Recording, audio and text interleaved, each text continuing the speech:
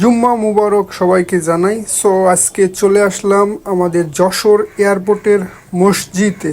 চলুন ভিতরে কেমন দেখতে সেটাই আমরা দেখি। আমি মেন দরজা দিয়ে প্রবেশ করে বাম পাশেই কিন্তু মহিলাদের নামাজের স্থান, আর ডান পাশে রয়েছে এর উজুখানা।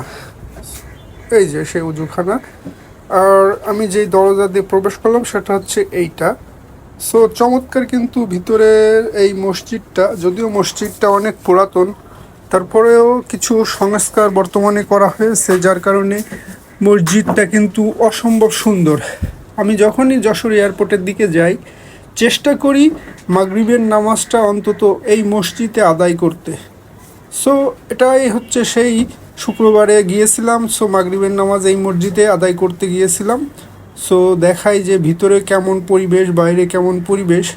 যদিও আমার কাছে খুব ভালো লাগে এই মসজিদের ইমাম সাহেবের নামাজটা, আমার কাছে অত্যন্ত সুন্দর লাগে, কারণ তিনি খুব সুন্দরভাবে সূরাগুলো তেলাওয়াত করেন। যাই হোক, ভিতরের পরিবেশে দেখুন কত মানুষ বসে আছে আর তারা তাদের কার্যক্রম চালাই যাচ্ছে। আমিও চলে আসলাম আজকের মাগরিবের নামাজটা এখানে আদায় করব। আর সেলফে দেখুন অনেক কোরআন হাদিস রাখা রয়েছে, ইচ্ছা করলে অনেকেই পড়তে পারে। সো আজকের ভিডিওটা এই পর্যন্ত। ধন্যবাদ সবাইকে।